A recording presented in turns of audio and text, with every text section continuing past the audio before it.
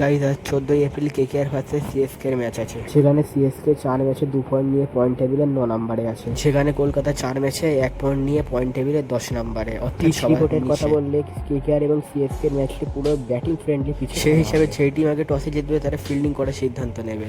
Head to হেডের কথা বললে KKR জিতেছে 11টা এবং সিএসকে জিতেছে 20টা এবং একটি ম্যাচে কোনো রেজাল্ট পাওয়া যায়নি। কেকেআরকে তো প্লে অফে যাওয়ার জন্য এই ম্যাচটি জিততেই হবে এবং সিএসকের সঙ্গে হারের পরিমাণটা কমাতে হবে।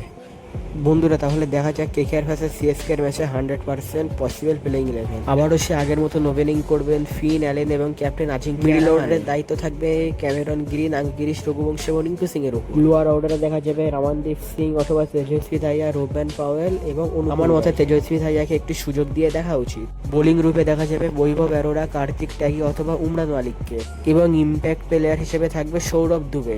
হ্যাঁ বন্ধুরা, এই প্লেইং 11 নিয়ে খেলালে কেকেআর তো শিওর ম্যাচ জিতবে এবং চলে যাবে পয়েন্ট টেবিলে 9 নম্বরে এবং প্লে অফের দৌড়ে টিকে থাকবে কেকেআর। বন্ধুরা কেকেআরের জন্য একটি খুশির খবর হলো কেকেআর শিবিরে যোগ দিতে চলেছেন মাতিসা পাতিরানা এবং শ্রীলঙ্কান ক্রিকেট বোর্ড তাকে এনওসি দিয়ে দিয়েছে। বন্ধুরা মাতিসা পাতিরানার কেকেআর ভার্সেস জেটি ম্যাচে 17 তারিখ খেলার পসিবিলিটি। বন্ধুরা এবার পুরো ইডেন গার্ডেনে পাতিরানের রিয়ার করার সামনে কেউ দাঁড়াতেই। হ্যাঁ বন্ধুরা, পাতিরানা আসলে তো কেকেআরের বোলিং শক্তিশালী হবে এবং কেকেআর সমস্ত ম্যাচ জেতার ক্ষমতা রাখবে। বন্ধুরা এই ছিল আজকের ভিডিওটি ভালো লাগলে লাইক, কমেন্ট, শেয়ার এবং সাবস্ক্রাইব করে দেবে।